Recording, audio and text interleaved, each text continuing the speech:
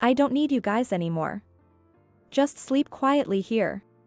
My husband said this and left me and our 4-year-old daughter stranded in the snowy mountains. I didn't even know where I was in the dense forest. The wind blowing against us was as cold as ice, chilling me to the core and making me shiver uncontrollably. You should follow Grandma. My daughter suddenly shouted, pointing somewhere, but there was no one there. Still, I decided to follow her direction. After all, she has this mysterious power. I'm Emily, a 32-year-old remote worker. I met my husband, John, who is the same age as me, at a mixer organized by friends. John was an entrepreneur who started his business in college and was a great conversationalist. I fell in love with him and decided to marry him, and he came from a well-known local family, which made my friends quite envious. We moved in with his parents right after our wedding, as they wished. His parents were kind people, but his mother was frail and needed care. Emily, I hear you're a nurse. It was worrying with my wife's condition being so frail. We're truly grateful that you came into our home. I'm happy to be of help. For this reason, I gave up nursing and took up remote work, which I had wanted to try for a while. I've always loved web design, creating websites, and such. This job didn't have strict quotas and allowed me to work in my spare time. However, what bothered me was that even after 3 years of marriage, we didn't have children. John's business was doing well, with new branches opening due to good fortune. Yet, he seemed to be getting carried away, often out partying, rarely coming home.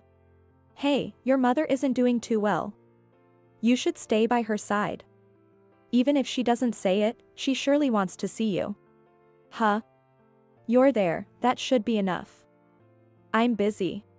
No matter how much I pleaded for his mother's sake, my husband wouldn't listen. I felt terribly sorry that I couldn't fulfill her wish to see her grandchild, as she became bedridden and was given a terminal diagnosis. I'm sorry I couldn't bring you a grandchild yet. What are you talking about? Emily, you've done nothing wrong. I'm just happy to have a daughter like you. My kind mother-in-law was like a real mother to me, having lost my own parents. On good weather days, I would take her out for strolls in her wheelchair, and I diligently cooked nutritious foods until they were soft, making them easy to eat, all to ensure she could enjoy her days as comfortably as possible. One day, she called me to her bedside. I'm glad. Soon, Emily, you'll have a beautiful daughter. She'll be born around spring. Really? That would be wonderful. I was confused by her mysterious words, thinking it might just be a dream induced by her illness. Soon after, my mother-in-law passed away, and I was inconsolable with grief. After all, I had been by her side every day for the 3 years since I got married. And shortly after her funeral, I discovered I was pregnant. Moreover, the due date was in March, around spring season. Her words came true, and I was more overjoyed than surprised. I couldn't wait for John to come home to share the news. John, be happy. I'm pregnant. What, really? I'm not good with kids. Maybe not now. Are you serious? If you really want to have it, I won't help. Take care of it yourself. Since you're having it on your own, cover the costs yourself. His cold words stunned me. Considering how he came home smelling of alcohol and perfume every day, I could imagine what he was up to. To him, I was probably nothing more than a convenient housekeeper. But I couldn't give up on the precious life growing inside me. I prepared everything necessary with my savings from before marriage and my income as a remote worker. And as predicted by my mother-in-law, my daughter Lily was born during spring season. My daughter Lily was a beautiful, fair-skinned child, and she bore a resemblance to my mother-in-law. As she grew up, she turned out to be a little unusual. Even as a baby, she would laugh and wave at empty spaces as if she saw someone there. At first, I thought she was just a cheerful child, but around the age of 2, when she could speak a few words, she started talking towards the altar. Grandma, do you like me? I love you a lot too. Whenever I asked my daughter, who are you talking to, she would just smile. By the age of 3, she often seemed to be conversing with someone in the corner of the room. Hey, Lily, who are you talking to and what about? Well, you see, Grandma said she'll give me the doll from the drawer. Grandma did? She made them from her favorite dress. Feeling curious, I opened my mother-in-law's drawer. To my surprise, I found a hand-sewn doll inside. Watching Lily happily playing with them, my father-in-law nostalgically murmured. "How nostalgic. That fabric is from a dress my wife often wore when she was young. She made the doll out of it? She was skilled at sewing. Amazingly, it seems my daughter really can communicate with my late mother-in-law." However, fearing it might lead to something not so good, I kept this a secret from everyone. It was a happy time, but good things don't last forever. Due to my husband's wasteful spending and lax management, his company began to falter. We were surviving on the money my father-in-law provided and my earnings. Eventually, my husband pleaded with his father for a loan.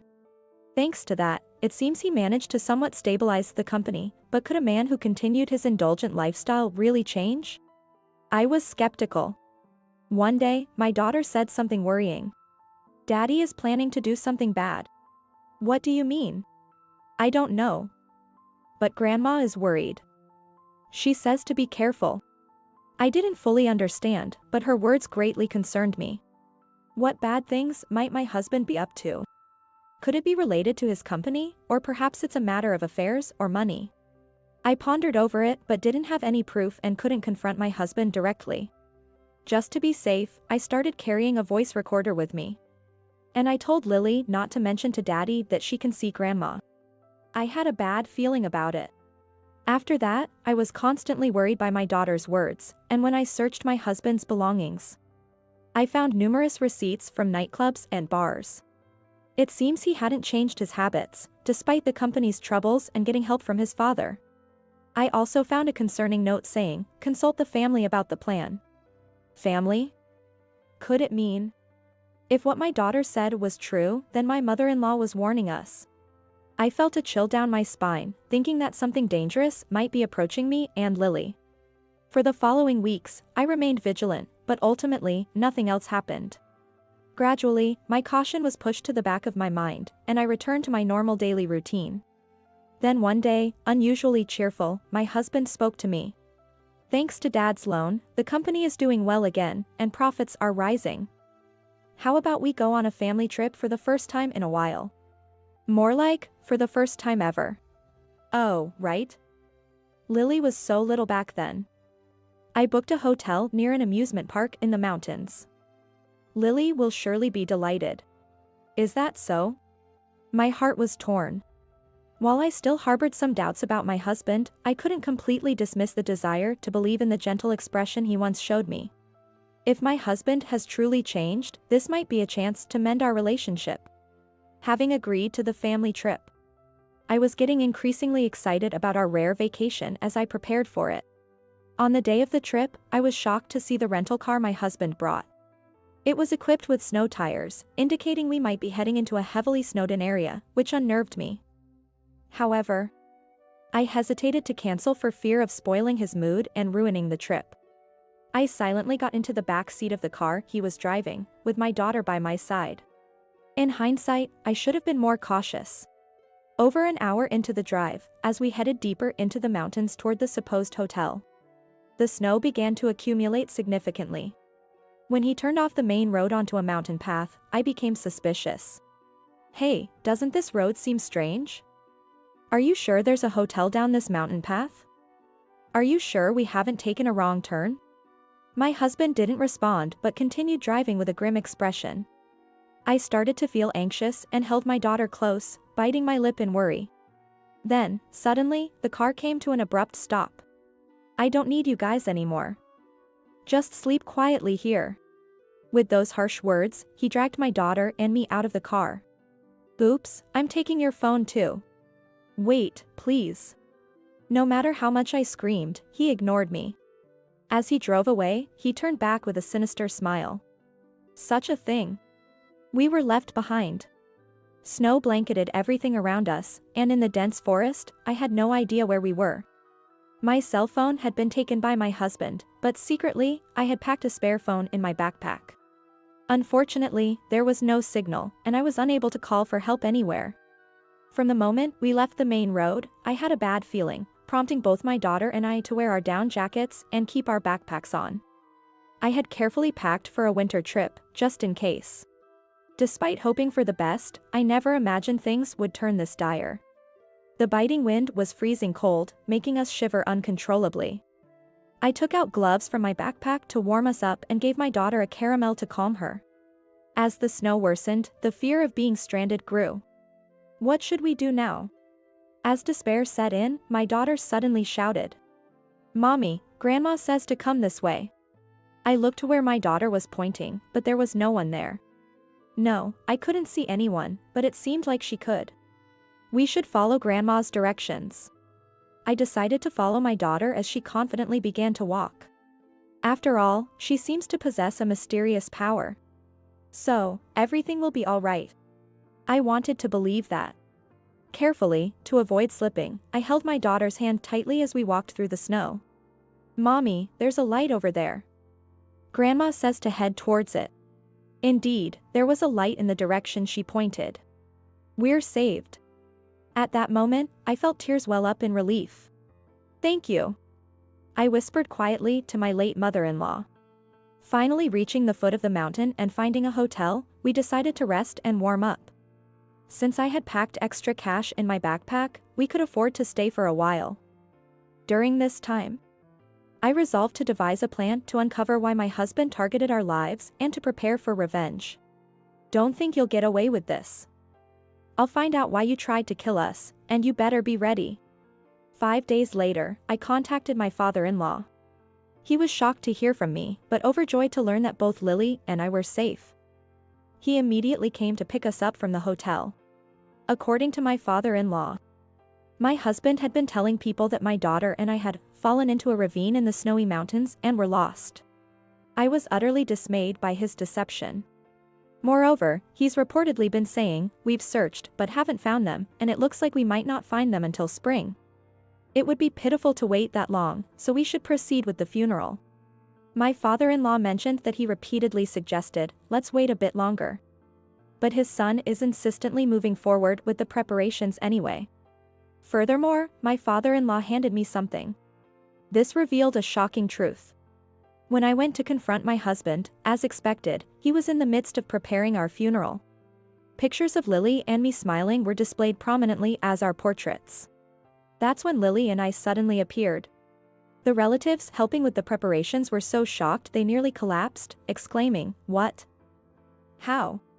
My husband, staring wide-eyed, stammered out in a foolish tone, "What? You're alive?" "Unfortunately for you, we survived," I responded. "How?" he asked. "You thought we'd die as you planned, didn't you? After leaving us in those remote snowy mountains." "What are you talking about?" he deflected. The murmurs among the attendees began to grow. Of course, that would be the case. If everyone believed we had fallen into a ravine in the snowy mountains, but it turned out my husband had intentionally left us there, that would clearly be a serious crime. "Don't make up ridiculous lies," he retorted. "Oh, really?" Even after hearing this, I played the recording from the voice recorder I had hidden, broadcasting his cold words. "I don't need you guys anymore. Just sleep quietly here." The room erupted in chaos as his voice echoed through it. "I never said that. She's setting me up. It's all lies." He frantically tried to deny it, his face pale and lips quivering. To deliver the final blow, I played a video on my phone. In it, my husband was saying, "Everything went as planned. I left them in the snowy mountains. Now I can revive the company with my wife and daughter's life insurance and even have some luxury money. Of course. I'll repay the borrowed money with a little extra, just wait a bit longer," clearly speaking to someone on the phone inside a car. He scrambled to stop the video, but it was too late. Everyone had already seen it and began whispering, giving him cold looks. "Why is there such a thing? Who did this?" he demanded. "I asked your father to help me get the dashcam footage copied from the rental car shop you used," I revealed. "You betrayed your own son? Why would you side with these strangers?" He confronted his father aggressively. But his father, clearly furious, glared back menacingly. Of course, he would. "You had secretly insured not only me and Lily but also your father for a high amount without our knowledge. That's..." He faltered. Family, huh? Did you borrow from dangerous people? And to think you targeted our lives. I'm astonished. My father-in-law stood imposingly before my husband, thrusting a life insurance policy he had found in my husband's drawer towards him while yelling. Were you planning to take my life too and hoard my fortune? Can I still call someone like that my son? With no escape, my husband blurted out something outrageous as he gave up. Look, everyone is alive in the end, isn't that enough? I was forced by loan sharks, it was tough on me too. Please forgive me. Don't make me laugh. Forgive you? Impossible. I'm calling the police, I declared. No. We're family, let it slide, please, he begged. Then, in front of us, he began to apologize profusely. My father-in-law and I exchanged looks of disbelief. I'm sorry. I'm begging you, forgive me. Just spare me from the police. I'll change, I promise. He pleaded, tears and snot mingling on his face, a pitiful sight indeed. Absolutely not. I am thoroughly disgusted by you. You might as well go to hell. I replied. At that moment, as he stood dumbfounded, the reality of his situation finally seemed to dawn on him. It seems that one of the relatives who had overheard our exchange had called the police, because they arrived soon after and took my husband away. Ultimately, with all the evidence against him, my husband was convicted of attempting to kill his wife, child, and father, resulting in a severe sentence. He won't be coming out from behind bars anytime soon. His company went bankrupt, and even if he were to be released from prison someday, I know that neither his father nor any other relatives would associate with him, leading to a miserable life for him. Additionally, the bad influences who had encouraged my husband to commit his crimes were also arrested. Of course, I divorced him, and I gained full custody of Lily. Furthermore, at my father-in-law's insistence, Lily and I underwent a special adoption process with him and received an inheritance through a lifetime gift. Now, we live with my kind father-in-law, watching over Lily as she grows. While my father-in-law tells me, find a good person and remarry, I'll give you away as my daughter, I currently have no such intentions. I am happy as things are now. Recently, Lily whispered to me, Grandma says she's glad. But she says we won't meet again. She's saying, goodbye. It feels a bit lonely, but perhaps it's better if my mother-in-law no longer has to worry about us. I will make sure to keep Lily safe. I promised, as I prayed at her grave today.